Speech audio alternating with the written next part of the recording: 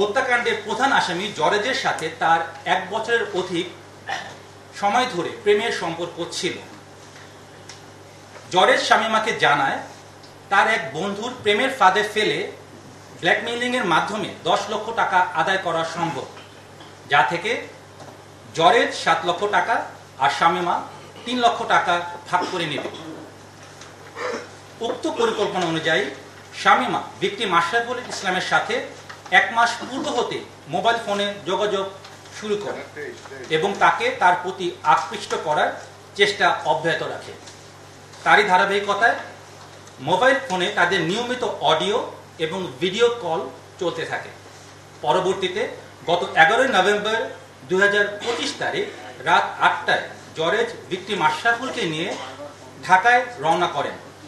ঢাকায় আসার পর গত 12 নভেম্বর 2025 তারিখ জরেজ ও আশরাফুল শামীমার সাথে দেখা করে ঢাকা মহানগরীর শনির আকরার নূরপুর এলাকায় 5,500 টাকা দিয়ে একটি বাসা ভাড়া করে তিনজনই একত্রে ভাড়া বাসায় ওঠেন।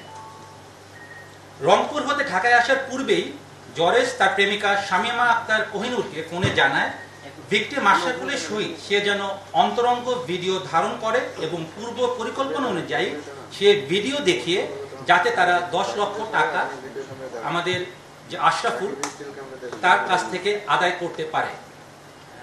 পূর্ব পরিকল্পনা অনুযায়ী ভিকটিম আশরাফুলকে শামীমা মাল্টার শরবতের সাথে ঘুমের ওষুধ খাইয়ে হালকা অচেতন করে যাতে বাইরে হতে জরেজ অন্তরঙ্গ মুহূর্তের ভিডিও ধারণ করলে আশরাফুল তা বুঝতে না পারে।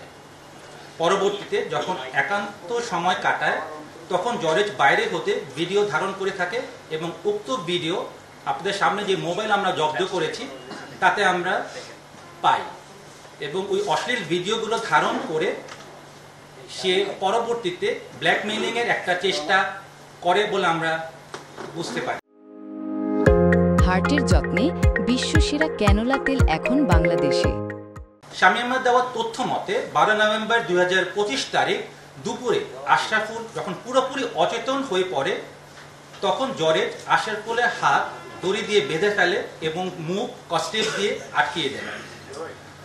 জরেজ এক পর্যায়ে অতিরিক্ত ইয়াবা সেবন করে উত্তেজিত হয়ে অচেতন থাকা ভিকটিম আশরাফকে হাতুড়ি দিয়ে এলোপাথারি পেটাতে থাকে।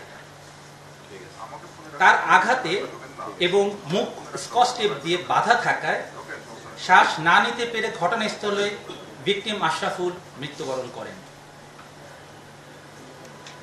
আশ্চর্যের বিষয় যে একই ঘরে জরেজ এবং শামীমা সেই লাশের সাথেই সেই রাত্রিটি যাপন করেন।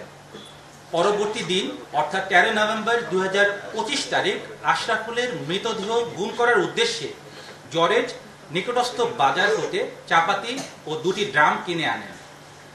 জরেজ চাপাতি দিয়ে লাশটিকে মূলত 26টি টুকরো করেন এবং 2টি নীল রঙের ড্রামে ভরে রাখেন। সিসিটিভি ফুটেজ বিশ্লেষণ করে আমরা যেটা দেখতে পাই বাসা থেকে দুপুর 2টা 43 একটি সিএনজি ভাড়া করে ড্রাম দুটি সিএনজিতে নিয়ে দুপুর 2টা 52 তারা বাসা হতে রওনা করেন।